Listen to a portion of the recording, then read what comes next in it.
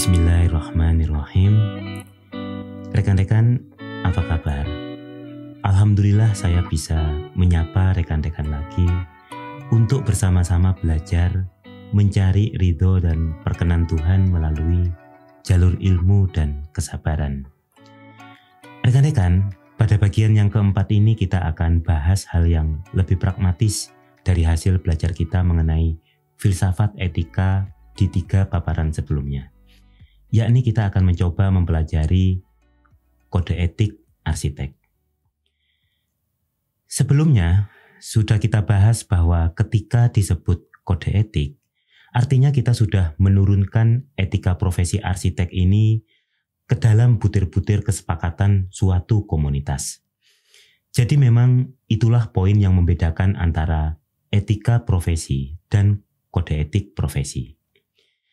Jadi kalau etika profesi itu merupakan dasar pemikiran, ilmu, di ranah filsafat, sedangkan bila disebut kode etik profesi, itu artinya sudah berupa butir-butir yang disepakati di komunitas itu.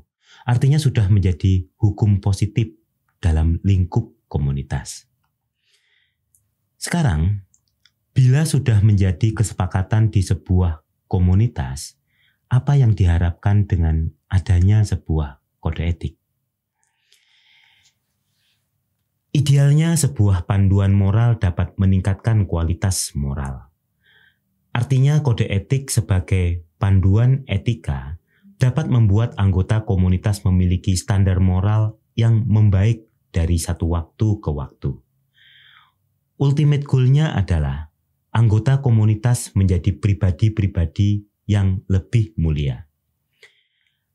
Apabila hal itu tercapai, maka otomatis tindakan dalam berprofesi pun juga akan terdampak, mengalami eskalasi meningkat dari waktu ke waktu. Itu idealnya. Apabila itu sementara belum tercapai dengan ideal, kita bisa turun satu tingkat, yakni fungsi kode etik untuk mengatur tindakan yang boleh dan tidak boleh dalam ranah profesi. Bila kita bicara di level ini, sebut saja level pragmatis, maka kode etik profesi memiliki fungsi sebagai yang pertama, panduan tindakan etis. Kemudian yang kedua sebagai alat kontrol. Yang ketiga pengendalian diri. Yang keempat mengatasi dilema moral. Dan yang kemudian yang kelima menyelesaikan perselisihan. Nah, baik di level ideal maupun di level pragmatis, adanya kode etik profesi itu sesungguhnya untuk menjaga kepercayaan masyarakat pada sebuah profesi. Sebuah profesi adalah komunitas tertutup dengan aturan ketat untuk masuk ke dalamnya, di mana mereka dalam komunitas itu mendeklarasikan keahlian yang khusus yang tidak dimiliki oleh masyarakat umum. Oleh karena itu, komunitas ini memiliki kekuasaan tersendiri, yaitu monopoli atas suatu keahlian tertentu. Dengan kondisi seperti itu, wajar bila ada kekhawatiran masyarakat jangan-jangan nanti dipermainkan oleh anggota profesi. Disinilah pentingnya menjaga kepercayaan. Dan karena itu agar profesi ini dipercaya oleh masyarakat, maka perlu adanya suatu standar yang mengatur kompetensi maupun perilaku dari anggota profesi. Dengan adanya kode etik ini masyarakat merasa terlindungi karena ada kompas, ada mercusuar yang memberi arah moral bagi praktek sebuah profesi. Baik, rekan-rekan, semoga apa yang saya sampaikan tadi cukup jelas. Karena kemudian kita akan, dengan dasar itu, kita sekarang akan masuk ke kode etik arsitek. Bila kasusnya kita, arsitek di Indonesia, maka yang kita bahas adalah kode etik arsitek Indonesia yang disepakati dalam wadah IAI, Ikatan Arsitek Indonesia. Kenapa IAI? Karena IAI merupakan satu-satunya organisasi profesi arsitek di Indonesia. Dan keberadaan IAI ini sendiri juga disebut dalam Undang-Undang Nomor 6 Tahun 2017 tentang arsitek. Kode etik arsitek yang dikeluarkan IAI ini merupakan etika terapan. Artinya berada di wilayah aplikasi, ada di wilayah perbuatan. Butir-butir yang ada di dalamnya merupakan hasil pemikiran etika dalam wilayah khusus, yaitu wilayah profesi. Ketika sudah menjadi etika terapan, pemikiran etika yang melandasinya tidak berhenti, tetapi terus mendampingi pelaksanaan kode etik. Mengapa?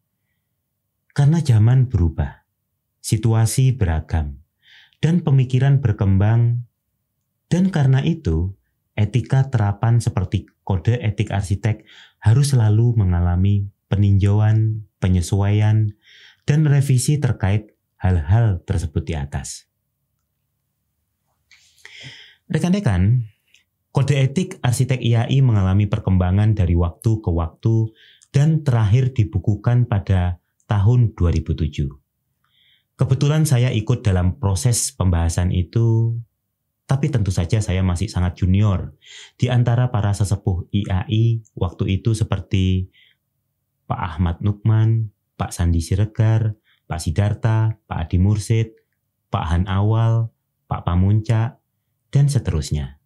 Semua senior-senior yang saat ini sudah berpulang.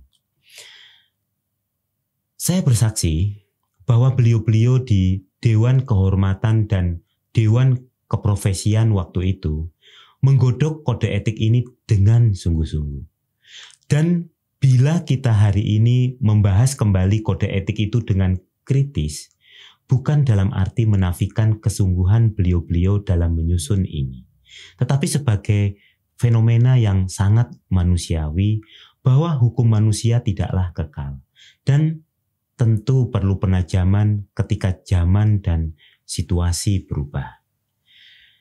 Ketika dulu IAI, dalam hal ini Dewan Kehormatan IAI menyusun kode etik arsitek, acuannya adalah kode etik arsitek yang dikeluarkan oleh UIA, Organisasi Arsitek Dunia.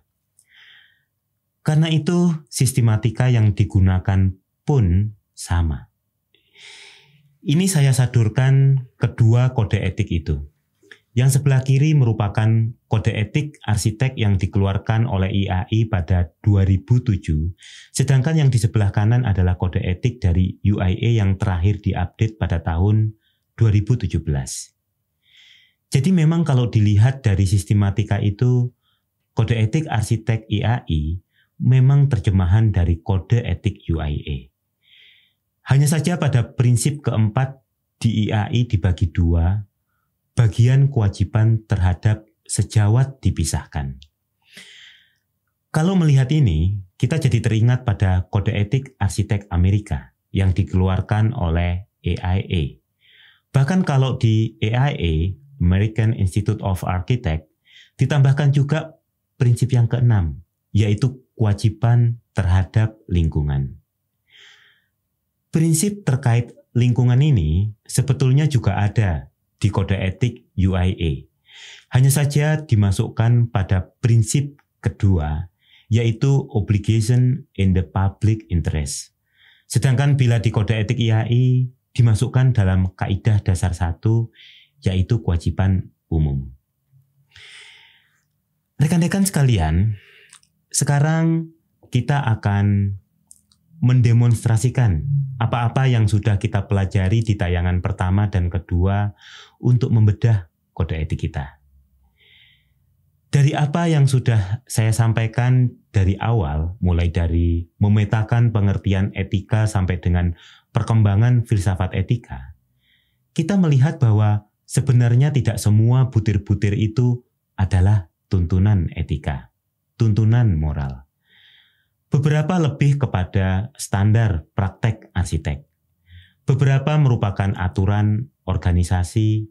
Intinya sebenarnya itu lebih kepada tuntunan untuk menjalankan profesi arsitek yang sesuai dengan standar tertentu. Coba perhatikan. Misalnya di kaidah tata laku 3.103. Arsitek harus selalu meningkatkan kecakapan dan kepakarannya dengan mengikuti program pengembangan profesi lanjutan yang diselenggarakan atau telah disetujui oleh IAI. Coba rekan-rekan perhatikan. Ini jelas tidak terkait langsung dengan moral. Ini lebih kepada aturan organisasi yang mengikat anggota IAI. Mengapa demikian? Nah, saya balik bertanya. Apakah orang belajar mengembangkan profesi di luar IAI dianggap melanggar kode etik? Artinya apakah orang yang belajar di luar itu tidak bermoral? Kita semua pasti sepakat bahwa tidaklah demikian. Tapi bila membaca butir itu, seolah pelanggaran dari itu merupakan pelanggaran moral. Ini kita coba ambil lagi ya. Kaidah tata laku 3.305. Dalam menerapkan standar keprofesian dan keahlian yang terkait, arsitek akan mengedepankan pengetahuan dan kualitas tenaga ahli daripada kepentingan lain demi terbentuknya karya arsitektur, ilmu rekayasa, dan kegiatan konsultasi arsitektur. Coba kita telaah butir itu. Betulkah pengetahuan dan kualitas tenaga ahli merupakan pertimbangan pertama dan utama dalam mendesain karya arsitektur? Butir itu sendiri pasti sudah bertabrakan dengan butir-butir kaidah yang lainnya, seperti konservasi alam lingkungan, perhatian pada cagar budaya, atau kepentingan masyarakat umum, kepentingan negara, atau bahkan tuntunan Tuhan. Berani sekali butir kaidah etik itu bilang bahwa semua bisa dikalahkan dengan kualitas tenaga ahli. Bisa jadi butir itu dimaksudkan dengan pengertian lain. Tetapi sebuah ketentuan seyogyanya meminimalkan interpretasi lain dari yang dimaksudkan. Dan bila kita baca butir itu hari ini, kita akan mengenyitkan dahi dengan pertanyaan yang saya sebutkan di atas. Kita ambil contoh butir lainnya. Misalnya kita lihat di kaidah 3.303. Arsitek akan melaksanakan tugasnya sesuai dengan ketentuan penugasan, atau lihat juga kaidah tata laku 3.304. Arsitek berkewajiban memberitahu pengguna jasa tentang kemajuan pelaksanaan tugasnya dan masalah-masalah yang berpotensi mempengaruhi kualitas, biaya, dan waktu. Ini coba rekan-rekan kita simak hal itu. Betulkah itu terkait langsung dengan moral sehingga diatur dalam kode etik arsitek? Bahwa hal itu benar, iya. Bahwa itu baik bila dilakukan arsitek, iya. Tapi apakah itu aturan etika? Untuk mengeceknya coba dibalik saja.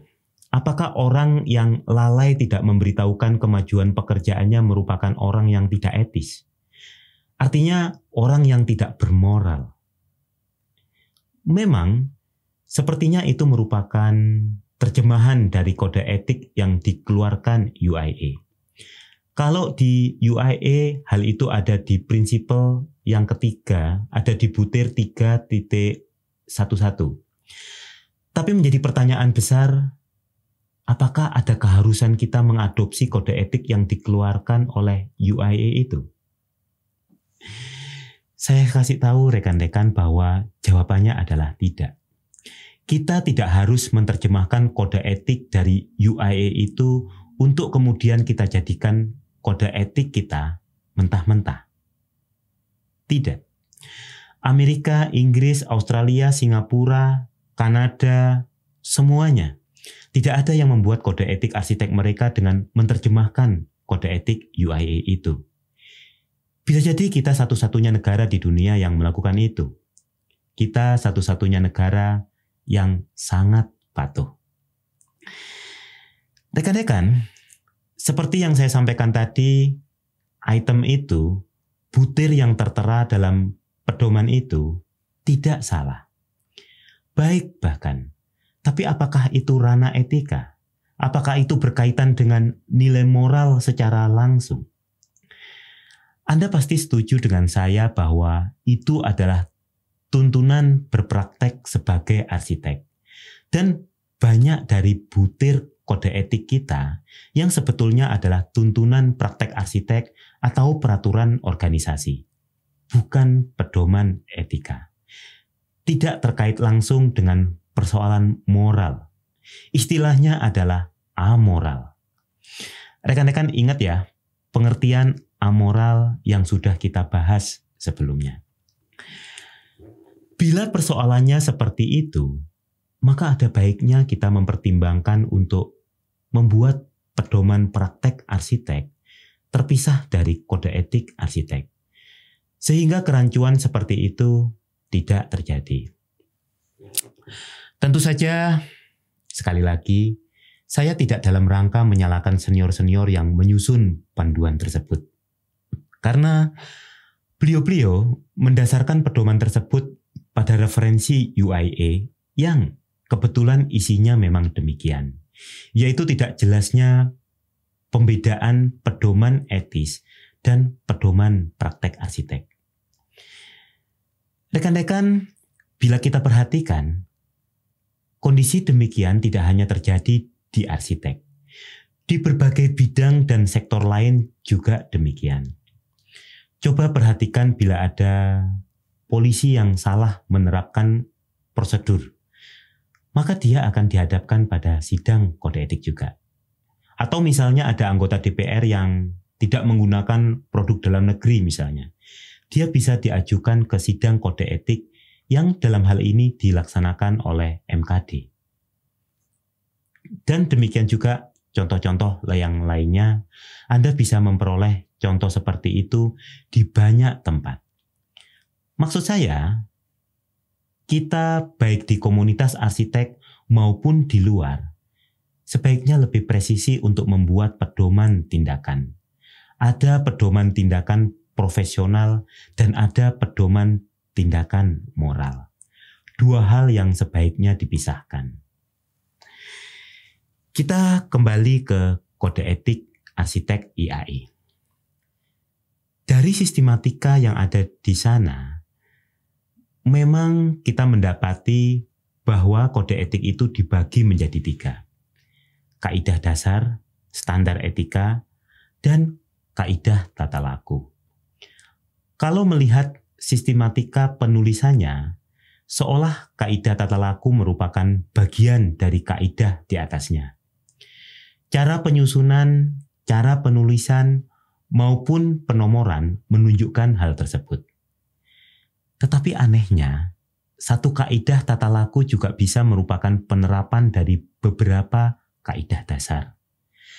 Artinya, sebenarnya kaidah tata laku ini tidak berhubungan langsung dengan kaidah dasar di atasnya. Dan pada bagian kaidah tata laku inilah ada item-item yang menurut saya tidak berhubungan langsung dengan nilai etika, tidak berhubungan langsung dengan nilai moral. Item itu bagus, benar, tetapi bukan ranah kode etik. Dia lebih kepada ranah aturan organisasi atau pedoman tindakan profesional misalnya. Maka kembali saran saya itu dipisahkan dari tataran kode etik arsitek. Atau bila tidak, kita bisa memakai strategi yang digunakan oleh Inggris. Mereka tidak menyebut tuntunan ini sebagai etik, tetapi Code of Professional Conduct atau kode tata laku profesional. Ini sebuah pilihan juga. Rekan-rekan sekalian, saya berasumsi rekan-rekan sudah pernah mendapat penataran kode etik pada saat masuk menjadi anggota IAI atau memperoleh pengetahuan ini pada saat mata kuliah keprofesian Dan dengan asumsi seperti itu, saya merasa tidak perlu membacakan butir-butir kode etik dan kaidah tata laku arsitek yang kita miliki. Sebaliknya, saya ingin mengajak rekan-rekan untuk membaca secara kritis butir-butir tersebut, bukan untuk seperti yang saya sebutkan di depan, merendahkan para senior kita yang menyusun kode etik arsitek itu, melainkan untuk perbaikan kondisi profesi kita secara keseluruhan. Dalam kode etik arsitek yang kita miliki, itu terdiri dari 5 kaidah dasar, 21 butir standar etika, dan 24 kaidah tata laku. Bila rekan-rekan menyimak tayangan pertama sesi etika profesi arsitek ini, di sana kita sudah bahas kedudukan kode etik dalam peta nilai, norma, hukum, dan moral. Bila memperhatikan hal tersebut, sebetulnya di sini kita sampai pada sebuah dilema, bahwa bila sebuah norma diformalkan dalam aturan legal, maka yang lahir adalah hukum. Padahal etika sebetulnya berusaha menyasar hal yang tidak terwadahi dalam hukum. Ini merupakan ajaran moral yang menjiwai hukum. Filsafat etika dan ajaran moral menjadi terlalu kaku bila dituangkan dalam butir-butir aturan seperti itu. Tujuan besar ajaran moral menjadi bias karena ketika tertera menjadi aturan formal, sisi etikanya menjadi rigid, bertentangan dengan sifat dasar etika yang luas, holistik, dengan pertimbangan yang menyeluruh. Semoga rekan-rekan tidak bingung. Mungkin penjelasan saya itu terlalu abstrak. Tetapi contoh sederhananya seperti ini. Misalnya ada aturan dilarang mencuri. Bila itu menjadi butir aturan formal, maka orang yang mengambil milik orang lain tanpa izin akan terkena aturan itu. Padahal dalam ajaran moral, kita perlu melihat peristiwa pencurian itu secara lebih holistik. Misalnya, oh dia mencuri karena lapar, atau oh dia mencuri dari penguasa lalim untuk dibagikan pada rakyat miskin. Oh dia mencuri karena di bawah ancaman, dan seterusnya. Dan itu semua tentu tidak dapat dituangkan dalam butir-butir aturan karena terlalu luas dan kompleks. Sekali lagi, seringkali nilai etika itu menjadi tidak tepat sasaran ketika kita bonsai, kita kerdilkan dalam satu kalimat butir kode etik.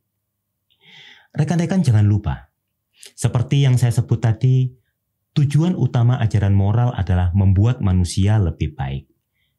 Dan percayalah, aturan hukum tidak bisa membuat manusia lebih baik. Dia memang bisa membuat kondisi lebih teratur dan barangkali akan tercipta ketertiban sosial. Tapi itu bukanlah meningkatkan kualitas manusia seperti halnya yang diinginkan ajaran moral. Ajaran moral itu tidak hanya berhenti pada tindakan baik dan buruk belaka. Lebih jauh dia berusaha untuk memperjelas tindakan mulia dan hina. Dan bila sudah naik ke ranah tersebut, sesungguhnya nilai etika sifatnya lebih universal. Artinya dia berlaku umum, tidak hanya untuk sebuah profesi yang dalam hal ini arsitek. Walaupun sebagai tuntunan etik sebuah komunitas dia bisa diterjemahkan dalam hal yang lebih sempit seperti itu. Ajaran moral itu misalnya kejujuran, integritas, otonom, keadilan, tanggung jawab, bersungguh-sungguh, rendah hati, penghormatan pada sesama, murah hati, komitmen, dan di atas itu semua kesadaran sebagai hamba. Deretan frasa itu adalah ajaran moral. Semua budaya maupun agama tentu selaras dengan nilai moral tersebut. Kita bisa turunkan nilai universal itu ke dalam ranah profesi arsitek, tetapi kita perlu hati-hati untuk tidak membuatnya terlalu detail, karena akan membuat maknanya sempit dan pudar nuansa moral yang dikandungnya. Kita perlu menyadari bahwa tidak setiap tindakan arsitek berimplikasi pada perilaku etis. Artinya, tidak setiap pelanggaran yang dilakukan anggota IAI adalah pelanggaran kode etik. Memang, segala bentuk pelanggaran peraturan bila ditelaah lebih jauh, akhirnya juga pelanggaran moral juga. Tetapi tidak terkait secara langsung pada etik. Misalnya ada arsitek yang berpraktek merancang karya arsitektur, padahal sertifikat keahliannya sudah kadaluarsa, belum diperpanjang. Bisa jadi nantinya ada yang melaporkan dan yang bersangkutan dihadapkan pada sidang etik. Dan bila ditelusuri, bisa juga dia dihukum berdasarkan kode etik IAI kita saat ini. Karena dia melanggar standar etika 2.2, yaitu kepatuhan pada hukum dan aturan. Benar sih, dia salah. Tapi bukankah itu lebih pada pelanggaran administrasi atau pelanggaran aturan organisasi? Masa yang demikian kita kategorikan cacat moral? Kita di IAI harus mengakui bahwa kita kurang presisi dalam hal ini. Tapi tidak apa-apa, kita bisa menyempurnakan peranata organisasi kita ke depannya. Dan untuk itu, kita perlu diskusi lagi bersama-sama. Di samping ajaran moral utama yang perlu disepakati dan nantinya menjadi poin kode etik arsitek, kita perlu juga memberi pedoman kepada arsitek terkait hal yang sering menjadi dilema moral. Ini artinya fungsi pragmatis kode etik seperti yang saya sebut di atas tadi. Dilema moral maksudnya adalah pilihan tindakan apa yang sebaiknya diambil oleh arsitek ketika berhadapan dengan pilihan yang tidak jelas salah atau benar. Beberapa potensi dilema moral itu antara lain konflik kepentingan, pekerjaan pro bono, mengambil kesempatan dalam kesempitan, dilema kepentingan antara klien atau kepentingan masyarakat, atau yang lain-lainnya. Saya beri contoh gambaran dari kondisi dilema moral itu. Misalnya Anda seorang arsitek, kemudian klien Anda bertanya tentang produk saniter yang Anda rekomendasikan untuk proyeknya. Produk terbaik di pasaran saat ini misalnya merek A. Dan Anda tahu bahwa itu memang produk bagus. Tapi kebetulan direktur produsen saniter itu adalah istri Anda.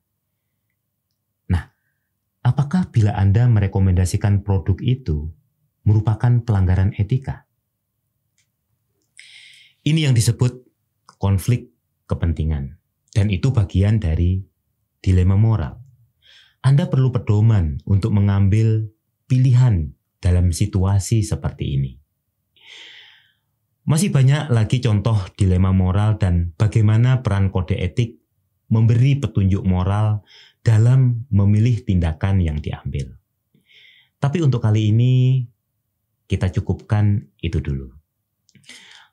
Berbagai contoh kasus etik itu perlu dicarikan solusi dari sisi panduan kode etik arsitek, dan itu menjadi pintu masuk kita untuk mulai menyempurnakan kode etik yang kita miliki. Dan bila kita memutuskan ke arah sana, itu perlu pemikiran dari kita semua. Karena kode etik arsitek adalah kesepakatan di antara kita, maka tidak bisa berupa pemikiran satu orang saja. Rekan-rekan, rasanya itu dulu materi kita kali ini.